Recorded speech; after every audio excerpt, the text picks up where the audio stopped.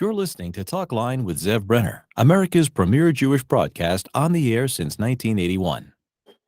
And now, here's your host. Welcome back to the program, Mom. Zev Brenner. Our guest is Shani Hikind, Executive Vice President of American Friends at Ateret Cohanim, or Jerusalem Chai. They do amazing work in Israel. I've been with them over the years, actually seen what they do in Israel to make sure that there's Jewish buildings for Jewish educational purposes in the holy city of Jerusalem. So, Shani, good to have you back. How are things going? Things are going, Zev. Things are moving. So, for our audience that may not be familiar with Ateret Cohanim or with Jerusalem Chai, just give us an overview. You've been around for so many years and done such great work in Israel, but a lot of people still don't know in America. So let's educate them first. My pleasure. So Zev, Ateret Cohanim in Israel actually was founded in 1978, and here in this country in 1983. It's a remarkable organization that in Israel purchases properties from Arabs willing to sell. Nobody is thrown out of their home. And nobody's forced to sell either. Nobody is forced to sell. Nobody's thrown out. Every building that is bought, reclaimed by Ateret Cohanim is a building that is legal transactions that are absolutely above board, bona fide transactions that are made for the purpose of families moving in to Jewish neighborhoods that previously were full of Jewish life before 1948, when the British said to the citizens, to the people living in the old city, which was predominantly Jewish in 1948, they said, you have to leave now, we'll protect you, you'll come back after the war. You know what your listeners will know what the word nechte ketug means, Zev? Okay, like it's an Arabic terminology. So 1948, the Jews are forced out of the out of the old city, and they don't come back until that miraculous day in 1967 at the end of the war, and Rabbi Shlomo Goren blows the shofar, Har Habayit B'Yadenu, and Jews all over the world. I have memories of my father crying in 1967. I was a lot younger. Baruch Hashem, I was, so wow, what's going on here? What's happening, Daddy? And Jews were crying all over the world to see that the Kotel, the old city, Baruch Hashem, with the help of Hashem, the IDF, the Israeli Defense Forces, liberated the old city. When I speak all over the United States, Zev, I say, ladies and gentlemen, if there's one thing you take away from our presentation this evening, it's this: Jerusalem wasn't captured, Jerusalem wasn't conquered, Jerusalem was united, liberated in 1967, and we got back that area of the old city that is holiest to the Jewish people, the Kotel. So let's go back to the last day of the war. A little Arab boy comes over to an Israeli tzamchan, a paratrooper, and he says, "Bo, la'an, where?" He says, to my grandfather, and all of this is in Hebrew, of course. Oh, a platoon of soldiers, of paratroopers, goes with this little Arab boy, and they go to meet an elderly Arab, and the Arab places in this tzamchan, this paratrooper's hand, a key. Mazeh, this is the key to your yeshiva. I knew someday the Jews would return. If you take down that false wall, if you remember President Reagan said, Mr. Gorbachev, take down this wall. And they took it down, Baruch Hashem. So this elderly Arab says to the tzamchanim, to the paratroopers, take down this wall and you will see the remnants of your yeshiva. Now, Zev, they're standing in the middle of the old city, fires going out all over the place. Jerusalem's been liberated. And here they are in an Arab courtyard with an Arab family telling him there's a yeshiva here. So they took down that wall. And to their utter amazement, there was a huge base medrash, Gemaras, Chumashim, Sidurim, you name it. And when they turned to this Arab and said, how could you save this? He used to read the Con Edison readings, He used to call it into the Jordanian authorities. He didn't want anybody to know, that there was still a yeshiva here, because the Jordanians had destroyed anything related to any yeshiva, any school, a Jewish home. Mezuzahs had been taken off, as you know. Nothing left of Jewish life between 1948 and 1967. Wow. So here they are standing in this huge base medrash. When they asked him, how could you do this? Everybody was under threat of being killed if they had anything Jewish remaining. Everything was destroyed. How did you hold on to this?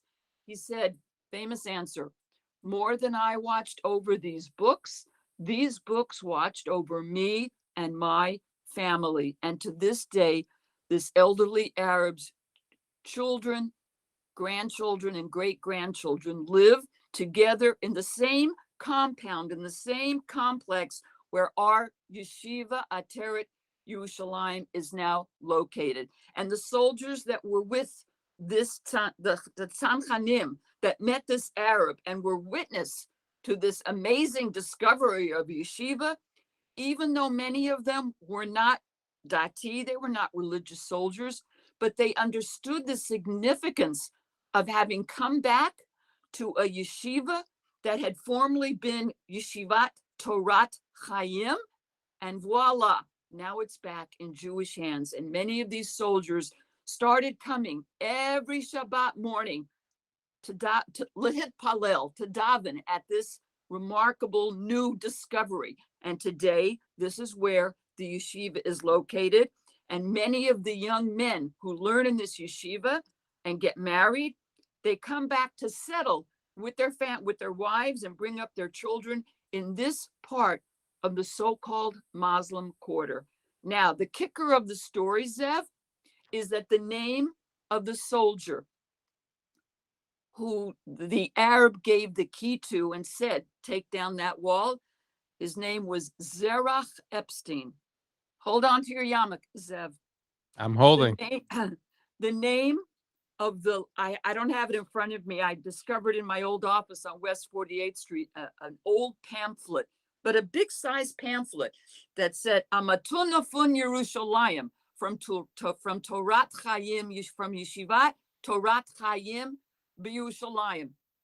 And in there is a picture of a very holy looking rabbi who was the Lester Rosh Yeshiva Fun, the last Rosh Yeshiva Fun from Torat Chaim. For $1 million, Zev Brenner, do you want to take a guess what the name of this Lester Rosh Yeshiva, the last Rosh Yeshiva, was? Okay. Give up. Rabbi Zerach Epstein. And his great-grandson was the Tzanchen, the paratrooper, who went to see the elderly Arab, and the Arab places in his hand the key and says, take down that wall. What an amazing, no coincidence in Judaism. Now, you remind me, and just to have to give you a quick little story from Nachman Kahana, the rabbi of the Young Israel. He's Rabbi Emeritus Young Israel of the Old City. And he says that in the Talmud, it relates that in the first and second temples, the invading armies, the Babylonians in the first temple, the Romans in the second temple, entered on a Sunday. But the Levium who sang the song of the day, Shir Shayom, sang the wrong song. Instead of singing the song of Sunday, they sang the song of Wednesday. The question is, why did they sing the song of Wednesday in both temples? Good question. So he says the answer became apparent on June 1967 when they liberated the Kotel and the Temple Mount on a Wednesday. They were given a vision when they lost the temple, when we back in Jewish hands in 1967. Zev, I'm going to cry. That's a beautiful story. Amazing story, right? So you can't make this up. There's no such thing as coincidences. That's right. That's what Mati said. There's no such thing as a coincidence. Everything is a God incidence. So exactly. That was 1967. And you've done a lot more since 1967, since they got back the yeshiva. You've really done, and the point to make is you're paying top dollar for people who want to sell their homes in prime real estate, and it's amazing that you're able to raise the money to do so. But it's being done, and the Arab residents are selling their homes because they want the money. They want top American dollar. So my job, American Friends of Ateret Cohanim doesn't buy properties. We're a 501c3, but people have to understand, and the properties are bought in Israel, okay? And people get a deed to a property, no tax deduction for such a transaction, right? Of course not. My job is to convince people on listening to this today or watching us speak today.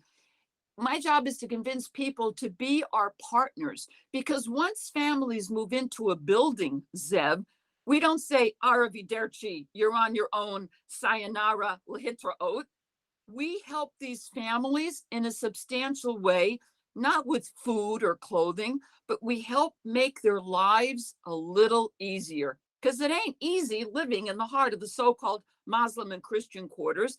And it certainly isn't easy whatsoever, by a long shot, far from it, to live in a neighborhood now known as Yemenite Village in the Shiloach, what our State Department would call Arab occupied East Jerusalem. Ha! It's not occupied. It's not East Jerusalem. It's in the eastern neighborhoods of Jerusalem. It's our Jerusalem. Today we have 40 families living in Yemenite Village. Now, why did they go there? So let's go back to 1890, Zev, when the Mori in Yemen told his followers that the Mashiach is coming. Well, they didn't get on an El Al flight to fly to Israel and land in Ben Gurion. They trekked through the desert on their camels to Jerusalem. But they were literally so dirt poor that they couldn't afford to rent anything, forget about buy, to rent anything within the walls of the old city. So they went a little outside the old city to an area called the Shiloach. Desolate, nobody lived there, garnished, Ephes, nothing. They didn't take any property away from anybody. Nobody, no Arabs were living there. They settled there. They built medical clinics, nurseries, kindergartens, a beautiful shul. Along comes 1948. The same story as what they were told in the old city. You gotta leave. You'll come back after the war. And here we go again. Right? No way. So all the Jews had to leave. Everything was destroyed. But Ateret Cohanim, 15 years ago, went back to Shiloach, bought people bought buildings, and we started renewing Jewish life in the Shiloach. And here comes another two incredible Let stories. me just tell our audience that we're speaking with Shani Hikind. She is the Executive Vice President of American Friends of Ateret Cohanim, Jerusalem Chai. And as you heard, they're maintaining Jewish life in Jerusalem. So, Shani, you were about to tell us an incredible story. Okay. Number two. A few years ago, and you were probably at our dinner, you come to every dinner, Zev. So a few years ago, you'll remember that we had a wonderful speaker named Nira Rabinovich. She got up to the podium and she described what it's like living under constant attack in Yemenite Village. She wowed the crowd. A few months later, I'm walking with Nira in Yemenite Village with a guard, of course. And she points to a man on a rooftop, Zev. And she said, Shani, that's the snake of Silwan. Nira, what's that? What does that mean, the snake of Silwan? She goes, that's the man who gives all the little kids and the teenagers and the older people as well, the children, teenagers, candy, shekels, whatever it is, to actually throw stones, rocks, boulders, older people, Molotov cocktails in an effort to kill, maim, injure, destroy property, our cars, our buildings, us. I said, Nira, you have 7 children. Now she has 10 on her. You have 7 children. You could live anywhere. Your husband's an attorney. You're a social worker. 7 little kids. Nira, why do you want to live across the street from the snake of Silwan?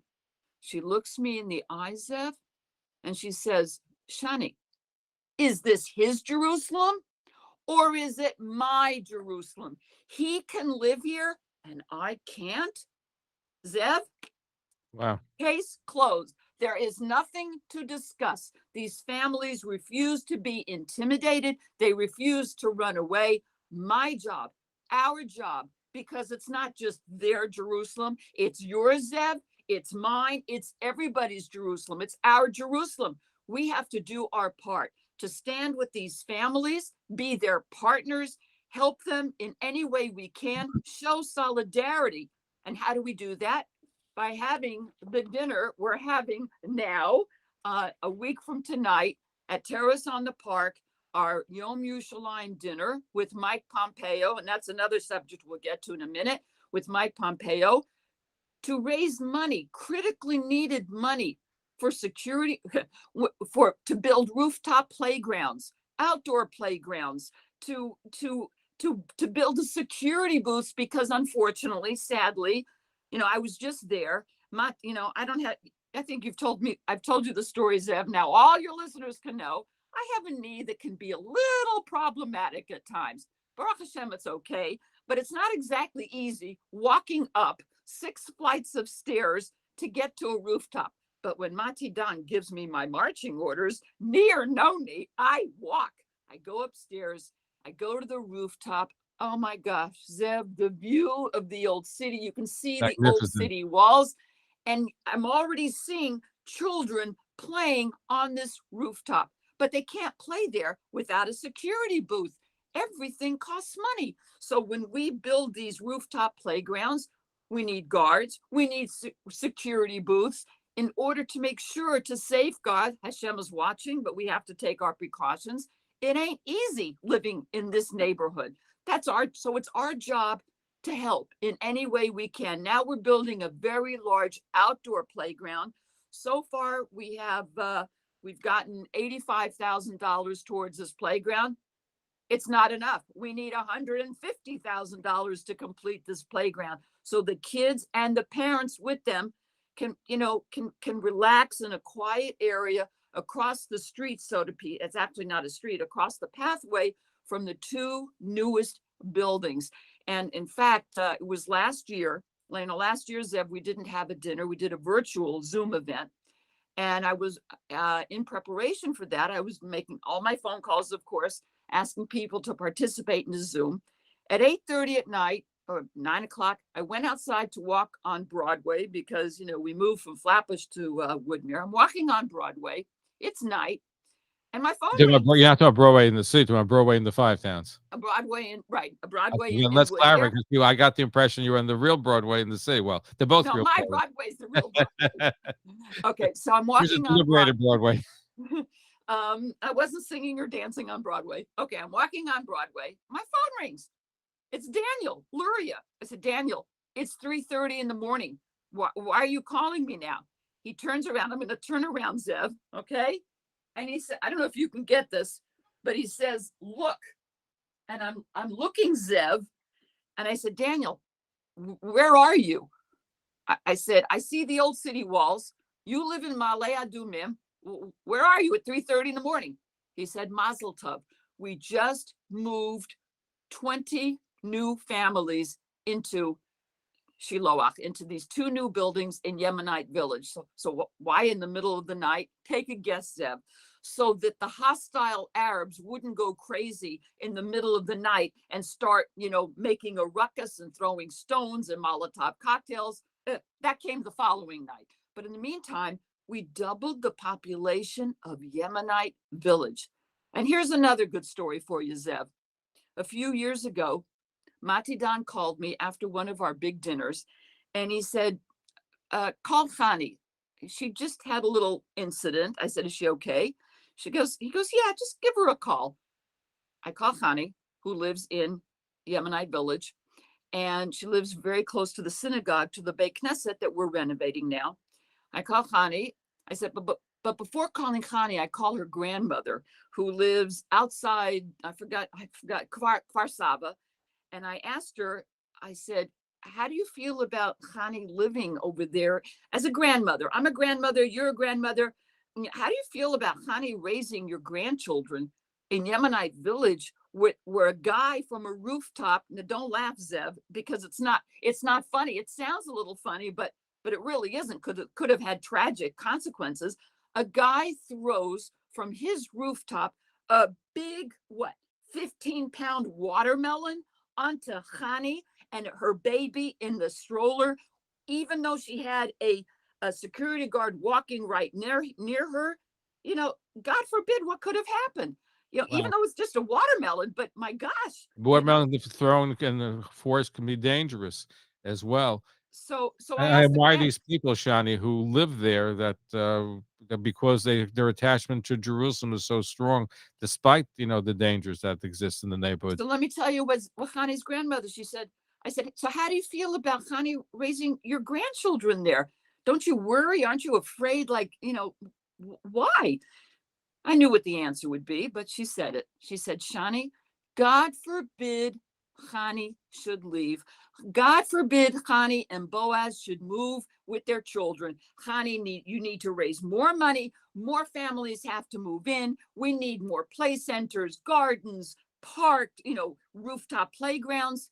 And that's the answer, that Chani needs more neighbors. Now, you and I, with our contributions and with your listeners' contributions, we can't give her neighbors because we're not buying buildings. But for the people who do buy buildings, we have to help them. We have to help these families live, like mentioned, with all the danger. So anybody that says, Zev, they shouldn't be there, they're extremists, it makes no sense. I go to very, very frum people, very religious people, Zev, for contributions. They say it's a sakana. They shouldn't be there. It's dangerous. And then I'll go to people all the way on the other side of the spectrum who don't know what the word, sakana, danger, or mesiras nefesh means. And they say, shouldn't live there. They can live anywhere. What do they have to live there for? Bye-bye, Charlie.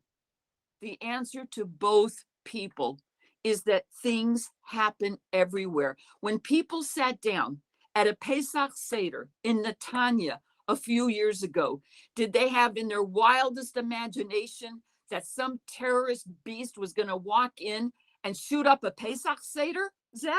Of course not. And I always think, You don't have to think that. Think New York subway.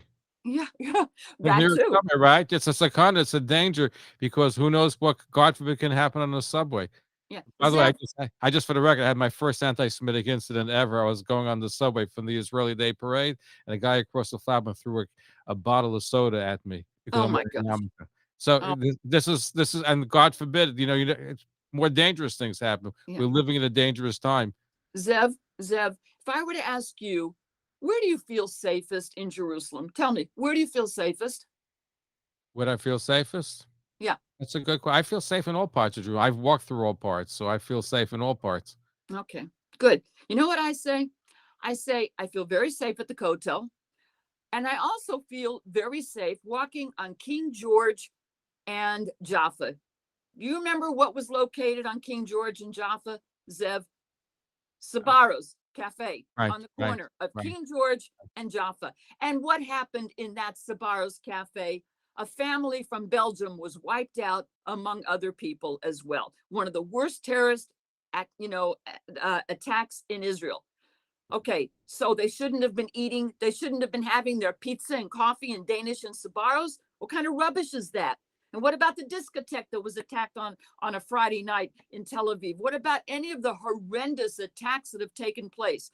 You know what, Zev? If they're afraid, then you can lock the door and throw away the key. Sean, we're coming to the end, but you remind me, years ago when I was in Israel and Jerusalem, we went from the Kotel, and we were a bunch of people at 12 o'clock at night. We went with a Likud guard, and he insisted on walking through the Arab portion of the city at about 12 midnight.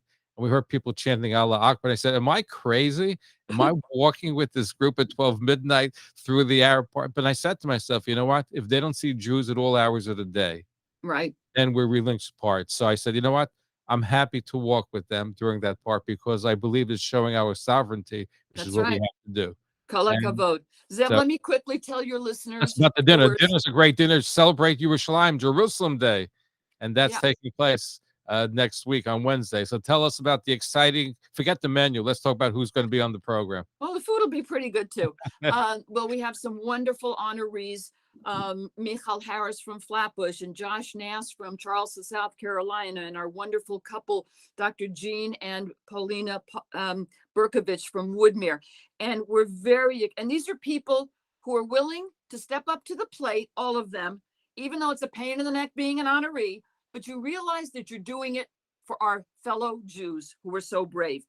And we're very excited to have the one and only wonderful, a real friend of Israel, former Secretary of State, Mike Pompeo. And everybody is looking forward to hearing him, seeing him. I got to tell you, it's Hakaras Hatov for this wonderful guy from Kansas who's been with Israel every step of the way, so instrumental and with the moving of the embassy to Jerusalem, where it belongs forever and ever. And our community, we have to show this Hakaras Hatov. We have to be there to show a wonderful friend like Mike Pompeo. We're with you. Thank you for being such a solid, staunch supporter of Israel. So we hope people will come out. I want to give you a special number that people can call, 917-297-2075. 917-297-2075. This is a fundraiser. We are asking $700 a couple, but I know the boss, Zev. So if somebody, cannot do that, I'm happy to work with people. We want people to be with us to enjoy this beautiful evening and to tell our brothers and sisters, we're with you. Let's give the You're not date and the alone. place where it's going to be at. And it's going to be at Terrace on the Park a week from tonight, starting at 6 o'clock till approximately 8:45 in the evening. Anybody who calls me, I will happily email the invitation so you have all the particulars. Please call. Join us for a wonderful night to mark this miracle of 1967, the liberation of the old city of Jerusalem. And that's Wednesday, June 1st. And let's give out, there's an online, people can check you out online too, correct? Yes, Ateret Cohanim, ATERET COHA, N as in Nancy, IM as in miracle, ateretcohanim.org/dinner, DINNER, ateretcohanim.org/dinner. And you heard it. They do an amazing job, amazing work at Ateret Cohanim and the Jerusalem Chai. And you can participate in the dinner. So join us. I'll be there. You'll have a wonderful time. Aside from helping Jerusalem and helping people be secure, you'll have a wonderful time. So it's a great combination. Shani Hikind, Executive Vice President of Ateret Cohanim, American Friends of Ateret Cohanim, and also Jerusalem Chai. Thank you for being here with us. Thank you, Zev. Thanks for listening. For continuous Jewish programs, talklinenetwork.com, or our 24-hour-a-day listen line at 641-741-0389. For past shows, you can find us on iTunes, Spotify, Amazon, YouTube, Instagram, and all major podcast platforms, or jewishpodcast.org. Thanks for listening to the talklinenetwork.com.